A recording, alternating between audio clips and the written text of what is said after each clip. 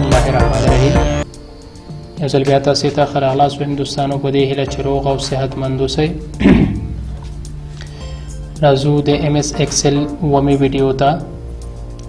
په تیر ویډیو کې موږ الاینمنټس ګروپ کمانډز تشریح کړي وو. په نننۍ ویډیو کې به دوستانو تاسو دا زده کوئ چې په MS Excel کې موږ نمبرینګ سیستم څنګه استعمالولی شو. لکه تاسو ګورئ دلته زموږ سره نمبر دی.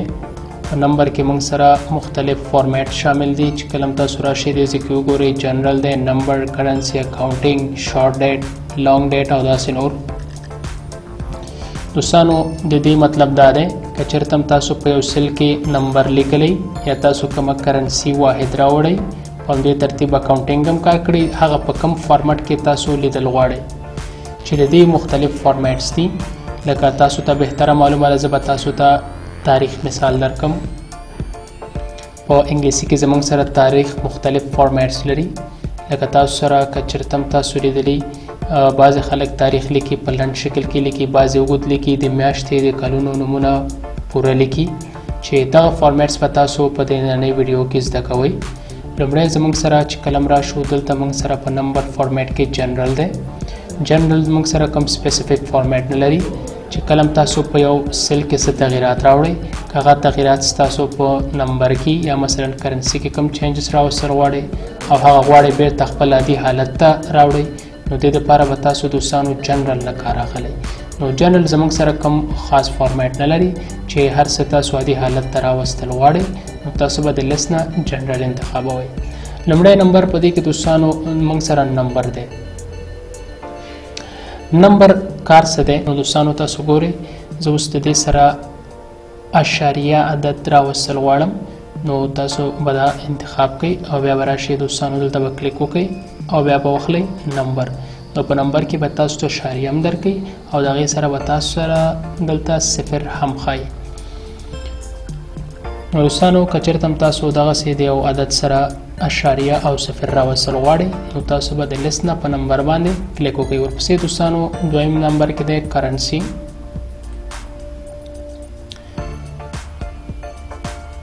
کرنسي دوستانو د یو مملکت پولي واحد که تاسو د یو عدد سره راوستل غواړئ نو موږ دې ځای کې کرنسي نه کار اخلو. لکه د مثال په ډول تاسو دلته ګورئ چې د دې عددو سره ما د ډالر سیمبل یا نښه راوستی. که چېرته هم زه راشم دې ځای کې دا چینجول غواړم، د دې په ځای زه بل څه راوستل غواړم، لومړی به زه دا عادي حالت ته راوړم. نو دلته به راشئ جنرال به والئ، تاسو ګورئ د سره کوم کرنسي یا کوم سیمبل نشته دی، نو زه به راشم په دې نمبر فارمیټ باندې به کلیک وکړم او بیا به راشم کرنسي به والم. تاسو ګورئ د سره به د ډالر کوم سیمبل چې دی دا به په اتومات ډول څه وشي انسرټ به شي. اوس دوستانو که تاسو دا سیمبلز د ډالر په کار نه تاسو دا چینجول غواړئ نو تاسو به راشئ دې ځای کې موږ سره یو بل اکاونټینګ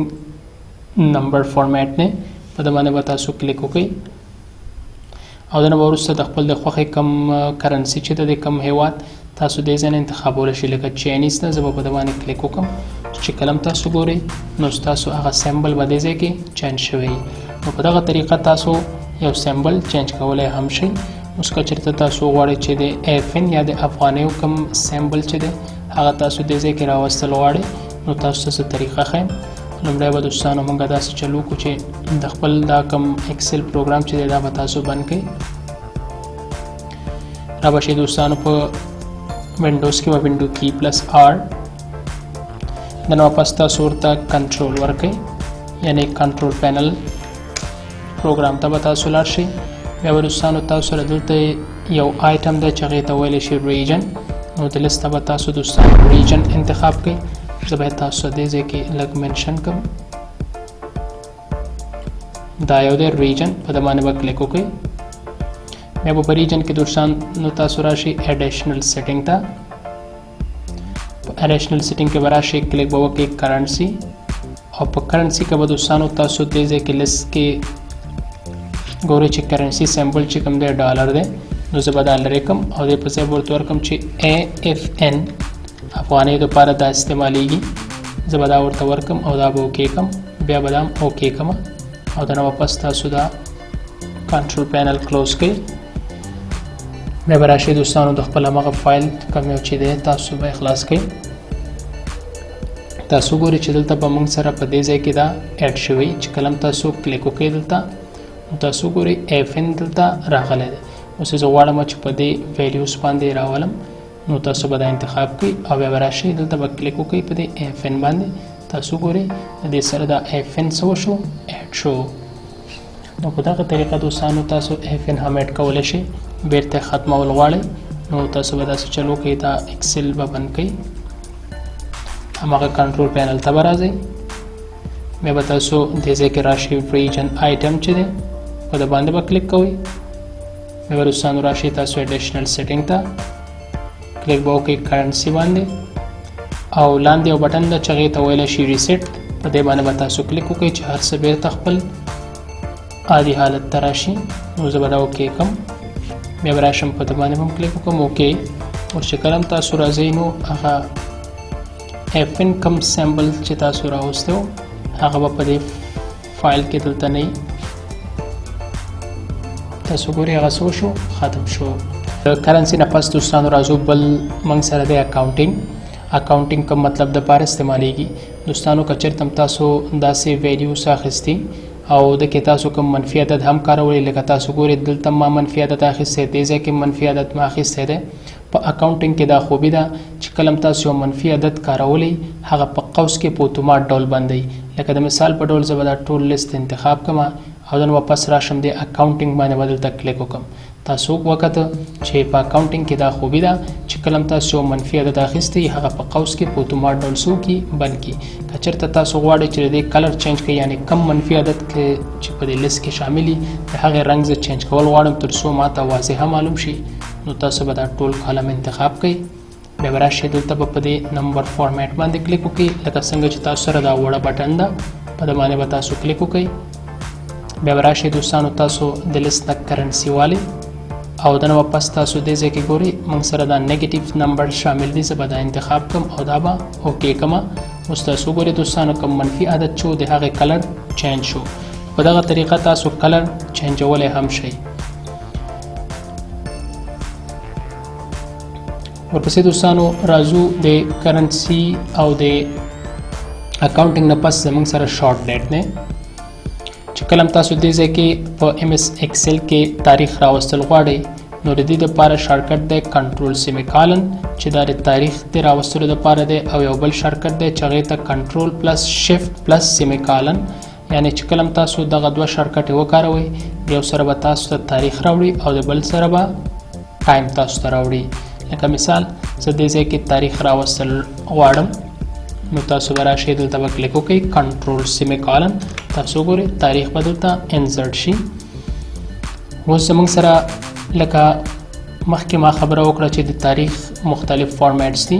بعضې خلک تاریخ په دې شکل کې راوړي بعضې مکمل د میاشتو او د کلونو نومونه ورسره لیکي. اوس که تاسو دا دلته راوستل غواړئ نو دې ځای کې ډېر په اسانۍ سره کولی شئ. مثلا که چېرته زه راشم کنټرول سیمیکالن سره ډیټ راوړم اوس به دوستانو تاسو داسې چل وکئ چې دا به انتخاب کړئ دا سیل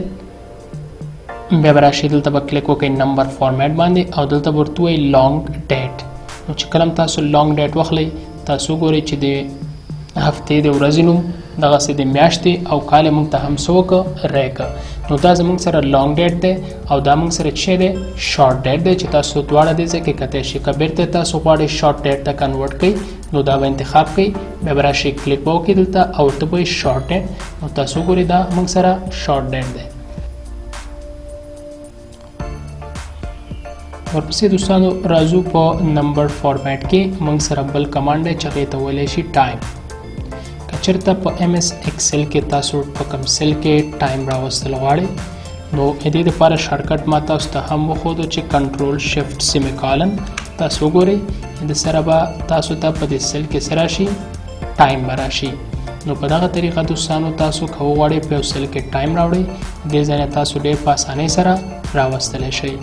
د ټایم زموږ سره هم مختلف فارمیټ دي چې کله تاسو په دې بټن باندې کلیک وکړئ او د نه وروسته دوستانو تاسو راشئ دلته ټایم والی لکه ګوره ټایم څرنګه ټایم چې ستاسو په کار وي د لس نه تاسو دې ځای کې انتخاب کړئ لکه زه غواړم چې په دې شکل کې دې راشي اوکې که نه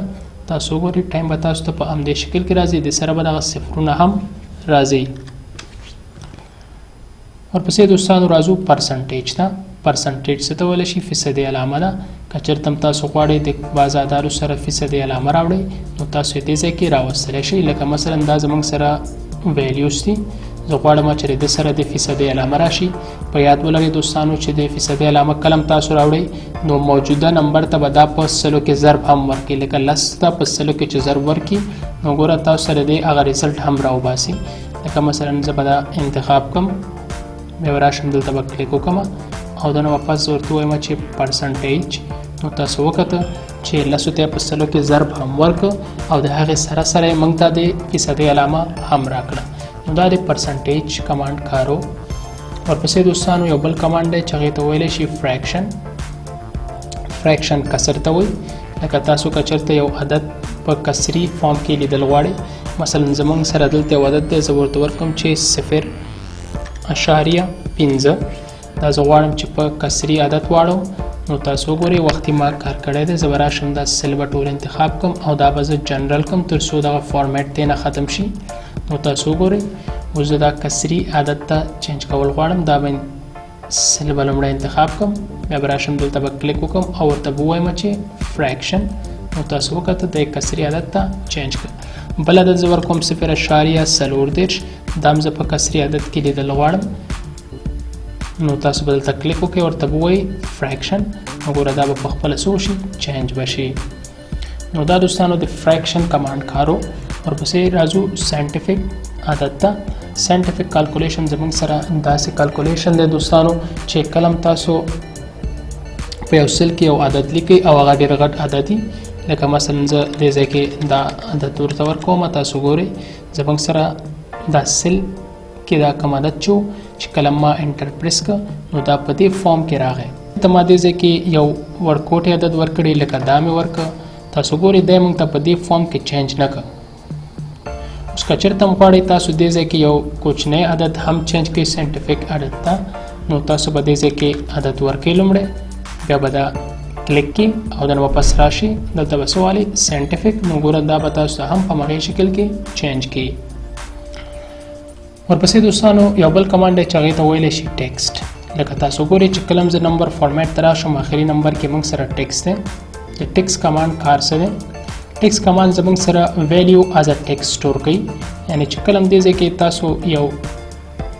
نمبر ورکوئ لکه مثلا زه ورته ورکوم چې 077789876 تاسو ګورئ دوستانو په ایکسل کې دا مشکل دی هر کله چې موږ د تلیفون یو شماره ورکوو نو دا صفر د سره نه راځي زه غواړم چې کله د تلیفون یو شماره ورکوم چې د سره د صفر راشي نو کوشش وکړئ دوستانو چې دغه سل تاسو په د نمبر فارمیټ کې د دې لپاره تاسو ټیکس انتخاب کړئ چې کله هم تاسو راشئ ګورئ لومړی به دا سل انتخاب کړئ بیا به راشئ د جنرل ته او بیا به راشئ کلیک به وکړئ ټیکس باندې او د نه به وروسته دوستانو تاسو همدغه په دې ټولو خانو باندې را ډریګ کړئ اوس چې کله هم تاسو دلته یو عدد ورکوئ لکه 0 واویا اتاتیا زه به دې ځای نه یو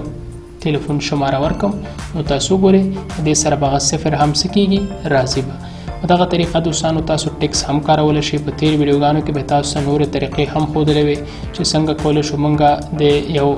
نمبر سره کنټري کوډ راوړو دا په تېرو ویډیوګانو کې مې تاسو ته د ایکسل په ټریکونو کې ښودلي وه هغه طریقه دوستانو تاسو کولی شئ چې کله مو غواړئ په MS ایکسل کې په یو شیټ کې د تلیفون یو شماره راوړئ